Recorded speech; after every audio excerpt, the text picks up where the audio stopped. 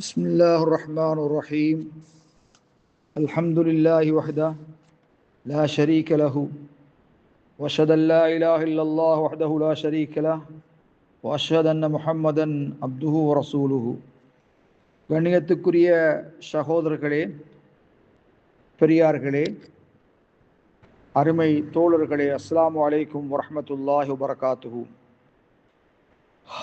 நபிகளாருடைய வழிமுறை, நோம்பாளியிலே அமைதியின் அடையாளங்கள், கண்ணியத்தின் அடையாளங்கள் வெளியாகுவதை நபி அலைஹிஸ்ஸலாத்து வஸ்ஸலாம் அவர்கள் விரும்பக்கூடியவர்களாக இருந்தார்கள். ஸல்லல்லாஹு அலைஹி வஸல்லம் அவர்கள் நோம்பாளியை என்ஹாஹு தடுப்பார்கள், அன் ரஃபதி கெட்ட பேச்சுக்கள் பேசுவதை விட்டும், வஸ்ஸஹப் கூச்சலிட்டு சச்சரவு செய்வதை விட்டும், வஸ்ஸஹப்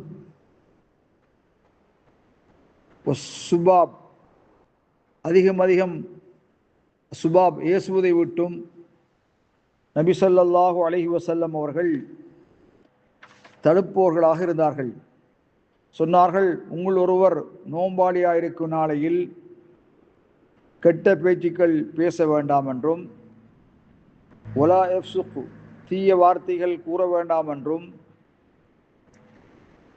ஒலா எஸ்ஹப் கூச்சலிட்டு சச்சரவு செய்ய வேண்டாம் என்றும் கூறுவார்கள். உங்களில் ஒருவர் நோம்பாளியை ஏசினாலோ பேசினாலோ அவர் விடை சொல்ல வேண்டியது இன்னி இம்ரான் சாயிமுன், நான் நோம்பாளி என்று சொல்ல வேண்டும் என்ற செய்தி புகாரியிலே பதிவு செய்யப்பட்டிருக்கிறது. மேலும் ஸல்லல்லாஹு அலைஹி வஸல்லமுடைய வழிமுறை, பிரயாணத்தை மேற்கொண்டால் நோன்பு நோற்பார்கள், நோன்பை திறப்பார்கள். சஹாபாக்களுக்கு 2 காரியங்களுக்கு மத்தியிலே தெரிவுச் சுதந்திரத்தை வழங்குவார்கள். நோன்பை விடும்படி ஏவுவார்கள். போர்க்களத்திலே விரோதிகளை நெருங்குகின்ற போது நோன்பை விடும்படி சஹாபாக்களுக்கு ஏவுவார்கள். ஏன்? அவர்களோடு போராடுவதற்கு, அதன் மூலமாக சக்தி பெறும் நோக்கிலே ஸல்லல்லாஹு அலைஹி வஸல்லம் அவர்கள் அவ்வாறு சொல்வார்கள். ஸல்லல்லாஹு அலைஹி வஸல்லம் நபி தோழர்களுக்கு சொன்னார்கள், அவர்கள் விரோதிகளை நெருங்கிய போது, இன்னக்கும் கத் தனவுத்தும் மின் அதுவிக்கும், நிச்சயமாக நீங்கள் உங்கள் விரோதிகளை நெருங்கி விட்டீர்கள். வல் ஃபித்ரு அக்வாலக்கும், நோன்பை விடுவது, நோன்பை திறப்பது உங்களுக்கு மிகவும் வலுவானது என்று சொல்வார்கள். ஏனென்றால் நோன்பை விடுவது ருக்ஸத்தன், ஒரு சலுகையாக அது ஆகிவிட்டது. கண்ணியத்துக்குரிய சகோதரர்களே, நபி ஸல்லல்லாஹு அலைஹி வஸல்லம் அவர்கள் பிரயாணத்தை மேற்கொண்டால் லம் யகுன் தக்தீர் அல் மசாஃபா அல்லதி யுஃப்திரு ஃபீஹா ஸாயிம் பிஹத்தின் முஅய்யனின், வரையறுக்கப்பட்ட ஒரு தொலைதூரத்தை நிர்ணயிப்பவர்களாக நபி அலைஹிஸ்ஸலாத்து வஸ்ஸலாம் அவர்கள் இருக்கவில்லை. குறித்த இத்தனை மைல்கள், கிலோமீட்டர்கள் பயணத்தை மேற்கொண்டால்தான் நோன்பை விட வேண்டும் என்று நபிகளார் சொல்லவில்லை. சஹாபாக்கள் பிரயாணத்தை ஒழுங்கு செய்வார்கள். ஊருடைய எல்லையை தாண்டுவதன்றி நோன்பை விட்டுவிடுவார்கள். இதான் நபிகளாருடைய வழிமுறை என்றும் அவர்கள் அறிவிப்பார்கள். முஹம்மது இப்னு கஅப் ரலியல்லாஹு தஆலா அவர்கள் சொன்னார்கள், நான் அனஸ் பின் மாலிக் இடத்திலே வந்தேன் ரமலான் மாதத்திலே. யுரீது சஃபரன், ரமலானிலே பிரயாணத்தை அவர் நாடுகின்றார். அவருக்கு பிரயாண ஆயத்தங்கள் செய்யப்பட்டது. பிரயாணத்துக்குரிய ஆடை அணிந்தார்கள். உணவை கொண்டு வரும்படி அழைத்தார்கள். சாப்பிட்டார்கள்.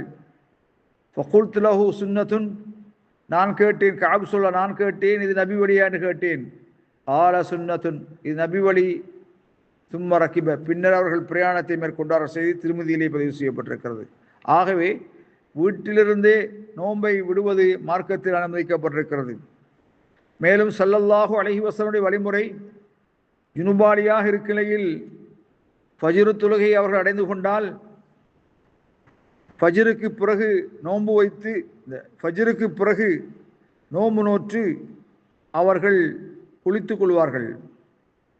ஸல்லல்லாஹு அலைஹி வஸல்லம் அவர்கள் நோன்பாளியாக இருக்கும் நிலையில் மனைவிமார்களின் சிலரை முத்தமிடுவதும் நபிகளாருடைய வழிமுறையாக இருந்திருக்கிறது. முத்தமிடுவது எதுபோல என்றால், நோன்பாளி ஒதுச்சுகின்ற பொழுது வாய் கொப்பளிப்பது அளவாக வைத்துக் கொள்ள வேண்டும். அளவு கடந்து வாய் கொப்பளிக்கக்கூடாது, தண்ணீர் உள் சென்றுவிடும். அதுபோலதான் மனைவியை முத்தமிடுவது அளவோடு கட்டுப்பாடாக இருந்து கொள்ள வேண்டும் என்று ஸல்லல்லாஹு அலைஹி வஸல்லம் அவர்கள் தண்ணீரினால் வாய் கொப்பளிப்பதை உதாரணமாக, அதை முன்மாதிரியாக உதாரணமாக எடுத்து கூறினார்கள். ஆகவே வாய்கொப்பளி நோன்பாளியாக இருக்கும் ஒருவர் தண்ணீரினால் வாய்கொப்பளிப்பது மார்க்கத்தில் அனுமதிக்கப்பட்டிருக்கிறது. அதுபோலதான் ஒருவர் நோன்பாளி ஒருவர் தன் மனைவியை முத்தமிடுவதும் அனுமதிக்கப்பட்டிருக்கிறது. மேலும் நோன்பாளி மிஸ்வாக் செய்வது, அதுக்கு நேர கால வரையறை கிடையாது. சில மதகபுகளில் ஜவாலுக்கு பிறகு மிஸ்வாக் செய்வது வெறுக்கத்தக்க செயல் என்று குறிப்பிடப்பட்டிருக்கிறது. ஆனால் ஸல்லல்லாஹு அலைஹி வஸல்லம் அவர்கள் பகல் வேளையிலே நேரங்களை வரையறுக்காமல் தேவைப்படுகின்ற பொழுது, ஒதுச்சுகின்ற பொழுதெல்லாம் மிஸ்வாக் செய்து கொள்வார்கள். தலையின் மீது நோன்பாளி நோம்பிலே தலையின் மீது தண்ணீரை ஊற்றிக் கொள்வார்கள். தாகத்தினாலும் நோன்பாளி தண்ணீரை ஊற்றுவது போல நபி அலைஹிஸ்ஸலாத்து வஸ்ஸலாம் அவர்கள் ஊற்றினார்கள். வாய் கொப்பளிப்பார்கள், நாசிக்கு தண்ணீர் செலுத்துவார்கள் நோன்பாளியாக இருக்கும் நிலையில். அதே நேரத்திலே நாசிக்கு தண்ணீர் செலுத்துவதில் அளவு கொடுப்பதை நபி அலைஹிஸ்ஸலாத்து வஸ்ஸலாம் அவர்கள் தடுத்திருக்கிறார்கள்.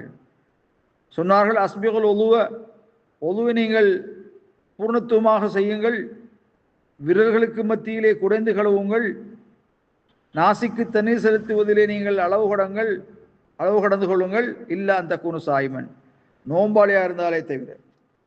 மேலும் ஸல்லல்லாஹு அலைஹி வஸல்லம் அவர்கள் பயணத்திலேயோ அல்லது ஊர்லேயே தங்கியிருக்கின்ற பொழுது இராக்கால தொழுகை அவர் விட்டுவிட மாட்டார்கள். தூக்கம் மிகைத்தால் அல்ல வலி ஏற்பட்டால் அவர்கள் தொழாது விட்டு பகல் வேளையிலே அவர்கள் 12 ரக்காத்துக்கள் தொழுவார்கள். கண்ணியத்துக்குரிய சகோதரர்களே, நபி அலைஹிஸ்ஸலாத்து வஸ்ஸலாம் அவருடைய வழிமுறையாக இருந்தது, தூக்கத்திலிருந்து விழித்தால் அவர்கள் மிஸ்வாக் செய்வது கொண்டு ஆரம்பிப்பார்கள்.